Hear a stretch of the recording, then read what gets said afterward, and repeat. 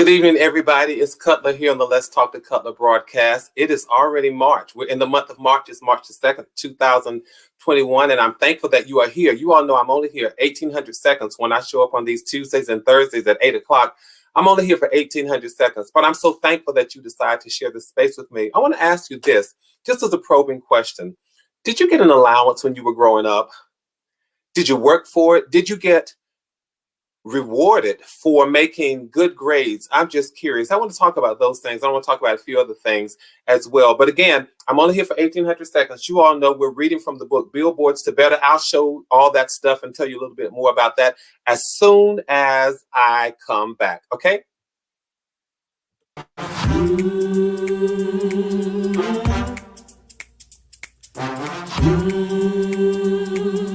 Let's talk to God.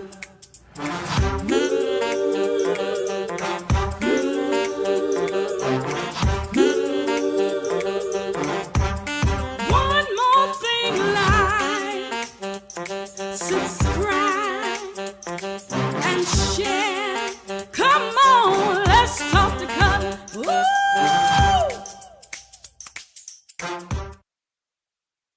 All right, well, I'm back. It's me, Cutler, here on the Let's Talk to Cutler broadcast. It's March the 2nd. Already we're in the month of March. Can you all believe it? It will have been a year, almost a year. In just a few weeks, I'll celebrate having been on this platform for a year in just a couple of weeks. I can't believe it. As a matter of fact, as of the 10th of this month, it will make 1 year that I've been in certainly in shutdown mode and shutdown status.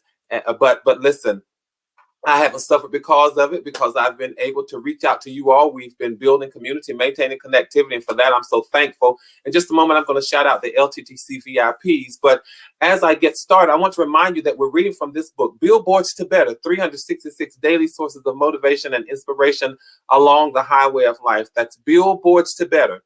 Now, if you don't have it, you can run over to Amazon.com and get it, or you can go directly to my website, www.gbcutler, and pick up the book. You don't need it to join the conversation, but it certainly helps because we are reading the different quotes. On Tuesdays, we'll read our quote from Sunday, Monday, Tuesday. On Thursday, we'll read the quote from Wednesday, Thursday, Friday. And then the Saturday quote is all day your way. Do whatever you want to do with it. Use it to start a conversation. Use it as part of your meditation. But just use it. Make sure that you read it. Because honestly, as you all know, each Tuesday and Thursday when I show up, I'm here trying to save somebody's life. Do me a favor if you would. If this is your first time joining, thank you so very much. Make sure that you click on the subscribe button. And after you click subscribe, go one step further. Click on the bell so that way you get a notification to let you know whenever I've uploaded new content and whenever I am live. Because I'm telling you, I'm going to try to go live on some unannounced moments. All right. Do me a favor again this evening as you're joining the conversation. Why don't you go ahead and do a thumbs up to show YouTube that you like the content. And it also gives me an indication that you kind of like the things that we talk about here. All right. Got the LTTC VIPs already in the room for the evening. The LTTC VIPs, you guys are already in this room. I mean, you all are on it tonight. You're on it every night. Usually, if anybody's slow, I'm the one who's sort of just dragging along and a little slow. But I want to thank the LTTC VIPs, and they are Hattie Boone. Thank you so much. Linda Martin, thank you. And T. Cutler, thank you all. Thank you so much for joining. Of course, a special shout out to Raydell, Amika, and Jackie Cares. Thank you all so much for being here with me. Do me a favor if you would. Please make sure, even during the program, after the program, please make sure that you all share this.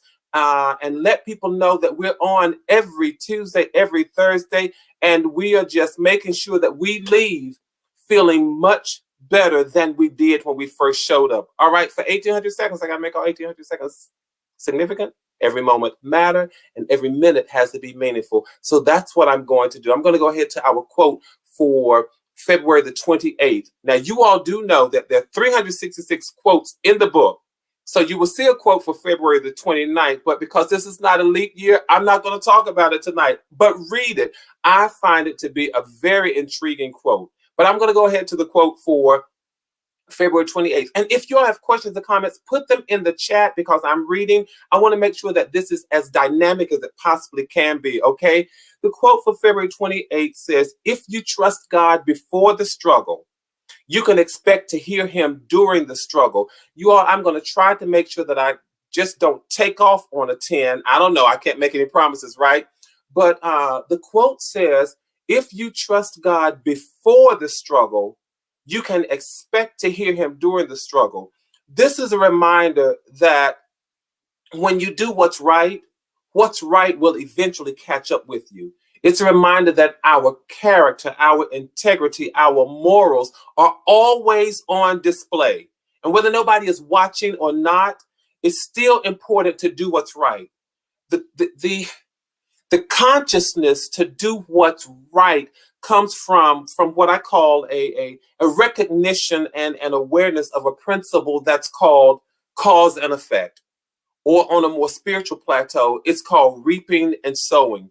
The consciousness to do what's right, even when no one is looking, comes from what I call an awareness of this principle of cause and effect, or sowing and reaping.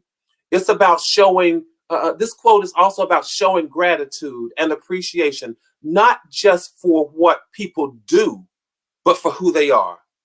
And not just for what God does, but for who he is. Life has taught me, if I can share this with you all, life has taught me that when we do right by God, when we say, when we do right by God, when it seems that we need him the least, he will show up when we need him the most. That's just my life.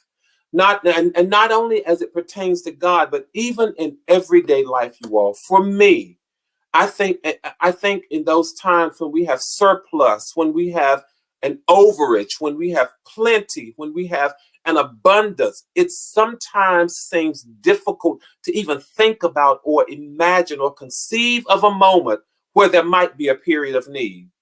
So often when we're enjoying the surplus and we're enjoying the fatness of the land and the overage and the plenty, it is difficult for us to conceive of a moment where there may be a shortage and there might be a need. It just is, because our reality is not at that place in that moment. But I have learned, you all, and honestly, I am still learning to do right by people, to do right by circumstances, to do right by God. And just because it's right to do it, I try to do it. I'm learning. I'm still learning. I can't say that I've mastered it. I don't have a PhD in it, but I'm still learning to do right by people, to do right by circumstances, and to do right by God. I, I'm not in it just for the fish and the loaves. But if the fish and the loaves come, then I don't turn them down. I'm not in it just for the houses and the land. But if the houses and the land happen to be a part of the benefit package, then bring the benefits on. That is the truth. I'm telling you. Wow. Uh, so it's just not about the houses and the land. It's just not about the fish and the loaves. But I try to do what I do, you all, because it's not just a matter of wanting the things, but what I really want out of life, I want God's favor. I want God's blessings. I want God's presence. I want God's mercy. And I want his grace to always be in my life and upon my life. I really do. So it's not just the things, but those are the intangible things that I'm looking for. Those are the intangible things that I truly desire. I sometimes think about how we call people, how we would pick up the phone and we would call people. Um, and sometimes we don't call people, or they don't call us until there is a need. But the calls and the text messages and the emails, the things that I enjoy the most, you all, are the ones that people will make and send to me just to say, hey, I'm thinking about you. Not that they call me because they need anything, or not that I have to call them because I need anything, but I treasure those moments when people will send me a text message or an email or pick up the phone and call. I'm old fashioned. I still like for my phone to ring. I enjoy those moments when people will call me just to say, hey, I'm thinking about you. The conversations that really, truly touch my heart the most are the ones when people say, you are on my mind and I just wanted to check on you. And one of the guiding currents of my life, my spiritual life, that is a reflection of those kind of moments. So I try to treat God the same way. I just don't want to call him when I need something. I try to commune with him, not just when I'm in need. That's just one of the currents of my life. Because if the truth be told, you all, if the truth be told, I really, so it's not just a matter of calling him or talking to him when I need him, because if the truth be told, the song is true. I need thee every hour, every second, every minute. That's true. But I try to not just let my conversation be about my need. So there are times when I simply offer moments of appreciation and moments of thanksgiving and moments of adoration. I want him to know that I trust him before the struggle so that he will show up during the struggle. All right, I know I've talked a lot about that, you all, but that's really just it's the story of my life. I want to establish relationship before I express need, before I have to express a need. All right. So if you trust God before the struggle, you can expect to hear him during the struggle. Let's just do right for right's sake. That's what this is all about.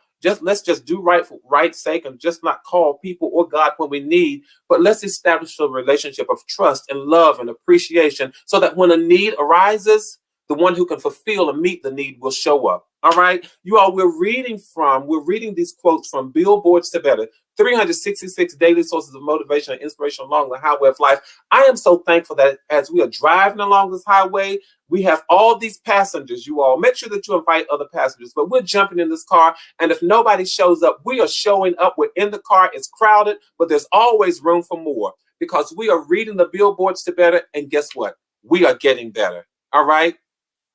I love the chat. I love the comments. Yes, I'm telling you. So there does come a time when we need to be patient. We need to be patient. Yes, even when others may not be returning it with an attitude of honest and integrity. So yes, you all keep sending those comments, keep sending those chats. I'm reading, I'm paying attention because they're helping me. All right, I got to go on to the quote for March 1st. You all, March 1st already. Let's go to that quote. Don't want to waste your time. I got to get to the quote for March 1st. It says this, and I'm going to try to hold on to my seat as I read because one of the passengers sent me a text message, a private message today, just to remind me of this quote from March 1st. And it says, he got the stripes, but I got the healing. He got the stripes, but I got the healing. I'm going to try to hold on to my seat so that I don't jump up and run. All right, I'm going to try. When I was growing up, I didn't get an allowance. I did not get an allowance. And it probably was because my mother couldn't afford to give me and my two older brothers an allowance. And even if she could have, I doubt that she would have because maybe she did not ascribe to the notion of giving money that wasn't earned. I don't think my mom really ascribed to that notion of just giving money, not her hard-earned money, when we didn't earn it. And I will tell you this, she knows, my family and friends know, I was a straight A student. But I did not get monetary rewards for bringing home an academically excellent report card. I just didn't. I got a straight A report card. Mama didn't give me a reward just for doing that. It was expected of me to do that because that was within my capability. So I never had an appreciation for getting something that I didn't work for, or for getting something that I didn't earn. I didn't have an appreciation for that. And that really had a tremendous impact on my ability to accept gifts. Even now, if I may be transparent, I am challenged. I am so challenged with accepting acts of kindness from other people. I am. But one day, you all, I learned that there was a need in my life and there was nothing that I could do to earn the thing that I needed. I'm going somewhere with this. I'm trying to save somebody's life. When I was a child, I didn't understand accepting things that I didn't work for. And as an adult, the same thing happened. So truly, I'm challenged with accepting gifts. But again, one day, I learned that there was a real need in my life and there was nothing that I could do to earn the thing that I needed. Because what I needed was the love of God. I needed something to fill a void in my life. And I don't know how many people will watch this who may have a void in their life, but there was a moment when I realized there was a void and I needed something. And I couldn't work for it and I couldn't earn the thing that I needed. What I realized, what I discovered was that I needed the love of God. I needed his mercy. I needed his forgiveness. I needed his grace, and I could not earn any of that. So the concept of simply asking challenged my ability to grow spiritually, because I didn't think that I could just ask to have this void filled or to have this need met. It seemed strange to me to think that I could ask and it really would be given. But when I tell you all that at this point in my life, I've realized that God gives me much more than I'm capable of giving him. It brings me to tears and it makes my soul leap with joy. Because the things that I gave him, you all, the things that I gave him my tears and I gave him my pain and my sorrow. But what he gave me in return was peace and joy. I gave him my failures. I gave him the mistakes of my past and even of my today. But what he gives me is forgiveness and justification. I gave him a whole lot of things, but the wonderful things that he gave me in advance. And then there are some times when I give him the silence of my lips and the disregard in my heart. If I can tell the truth, I'm telling you, there are moments when I don't even commune like I should. So I give him the silence of my lips and the disregard in my heart. But each day he gives me a brand new mercy. And to think that he loves me even when I don't love him back. And to think that to think that there were things that he did for me before I ever showed up on the scene. To think, as this quote says, to think that he got the stripes, but I still get the healing. I think the songwriter said it best. Whew. Cutler, calm yourself down. I think the songwriter said it best. He took the fall and thought of me. And I grew up singing songs like, I don't know why Jesus loves me. I don't know why he cares. And the lyrics of the song go on to say, oh, but I'm glad, so glad he did. I don't know why he fights for me. I don't know why he vindicates me. I don't know why he justifies me. I don't know why he makes me a winner without me ever having to step in the ring. I don't know why. But I do know one thing, because he calls me that when we can win without stepping in the ring, that's what's called more than a conqueror.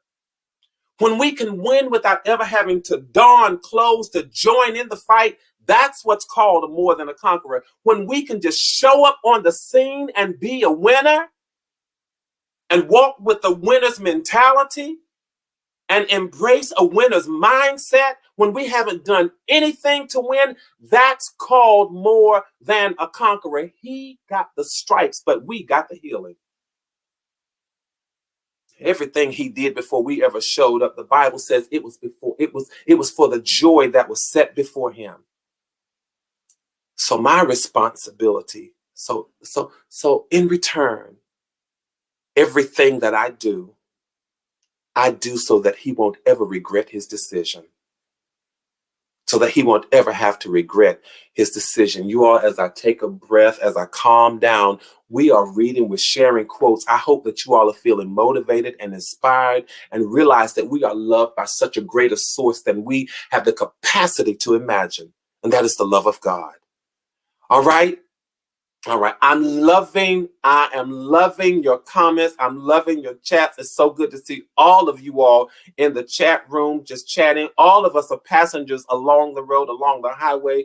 And I'm so thankful that you really have shared this space, whether it's your living room, your dining room, your kitchen, your front porch, your bedroom, whatever it is. Thank you. I am humbled that you would share this space and this time, because guess what, you all, we're all passengers on the highway. All passengers on the highway. All right. And we're reading these billboards together, and we are getting better, because you know what? I often say, and I believe it with my whole heart, that when you have the mindset to get better, you start getting better immediately. When you say to yourself, I want to get better, you start getting better immediately. All right.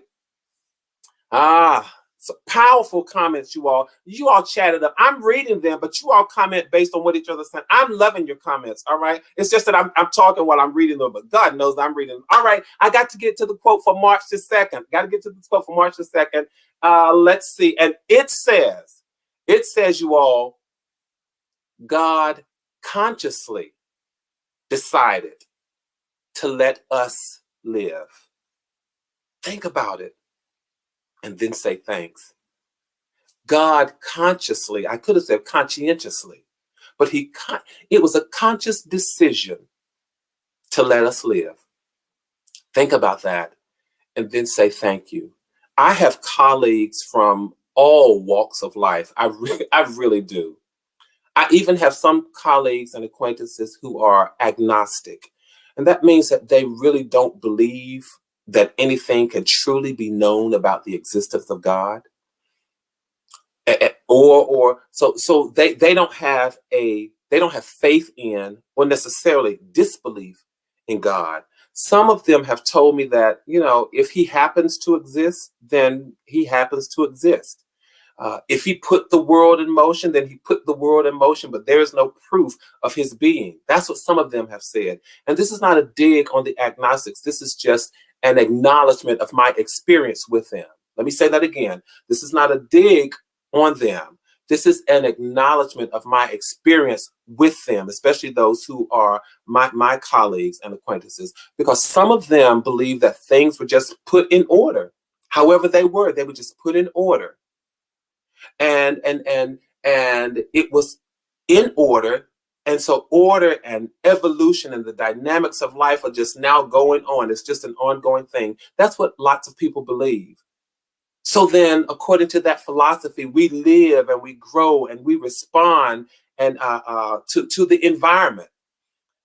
Our systems and our organs, they run their general course, and that's it. That's the end, and that's all.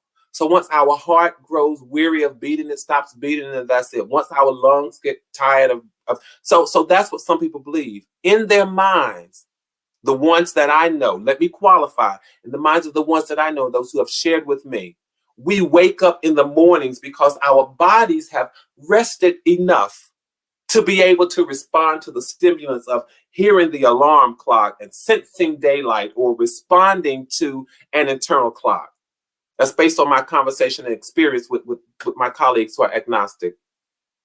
They would be hard pressed to accept the notion that we wake up or that we are awakened by a source that is higher than we are.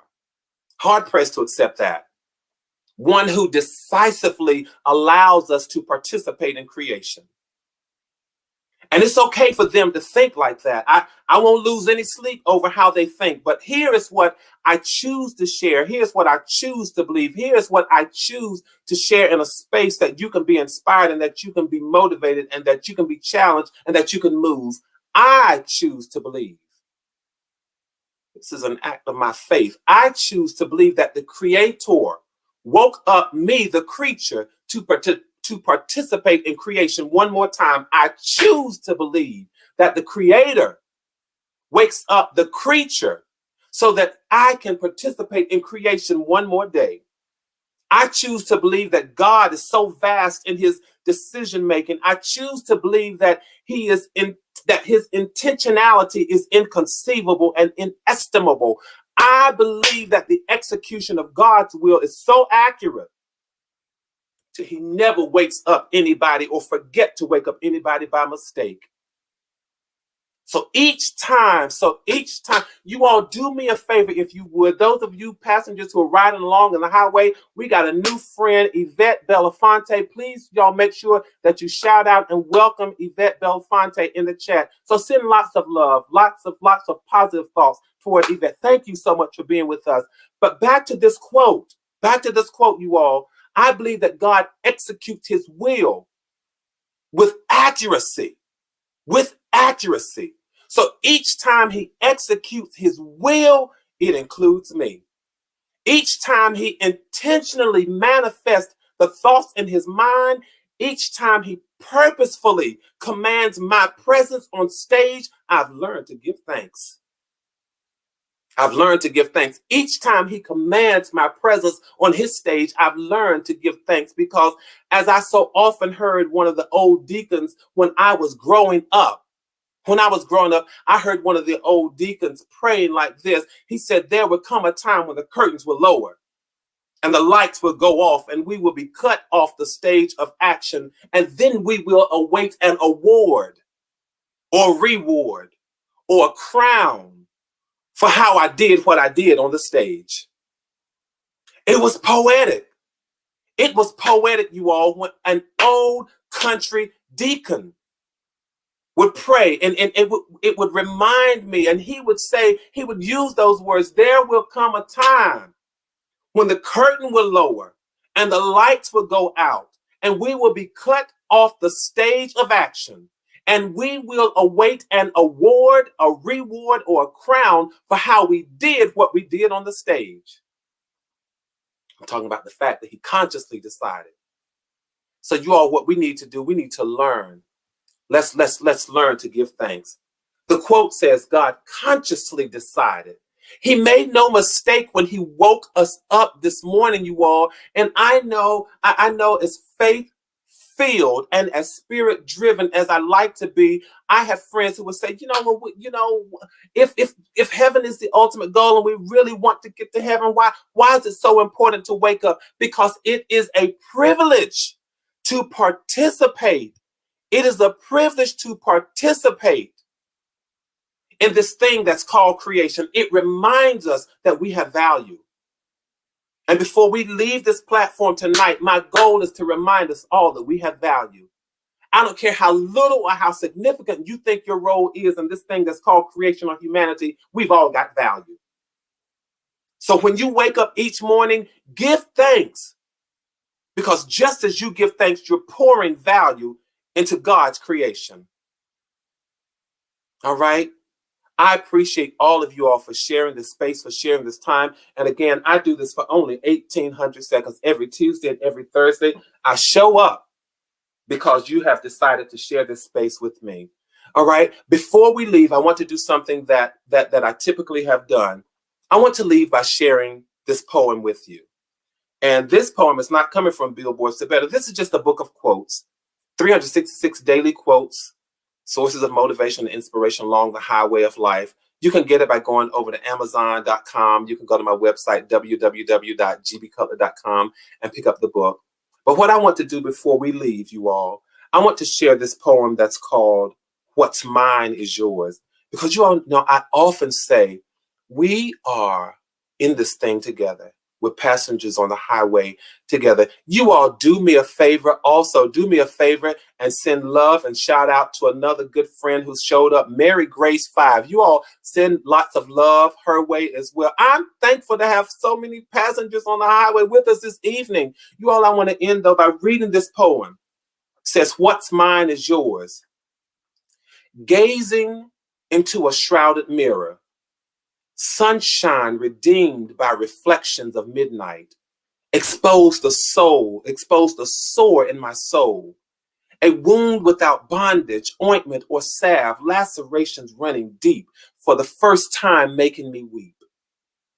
What manner of looking glass had I beheld, diminishing my constitution after I failed, forcing me prostrate before a throne where eyes could not see and strength was unknown. Desiring to know so much more. Living and yearning my brother's hand, my sister's heart, and God's breath. After the ninth inning and fourth quarter and collecting the prize that I could not exchange, an open door into a dry valley where I had lived before. Mirror, mirror on the wall, does anybody hear the call of this poor man crouching and crying, close to dying? Just wanting someone to say, what's mine is yours. What's yours is mine for a fraction of the day. If I can know you, then all my good will be as it should, and all your defeat will soon take a seat. All of your defeat will soon take a seat. Where? In the wounds of my soul, where healing where the healing begins. What's mine is yours. Hey, you all, we do this every Tuesday, every Thursday at 8 o'clock. Thank you for sharing this space. It has been my pleasure, my honor to have you all here with me. Every Tuesday, Thursday, I'm here at 8 o'clock, making every second significant. You all, listen, do me a favor. Until we show up Thursday, let's continue building community. Let's continue maintaining connectivity. Thank you. You all, listen, make sure that you keep your heads up, keep your hope up, stay safe, stay sane. And until Thursday, from my heart to yours, please know there is much love. Thank you, passengers, and good night.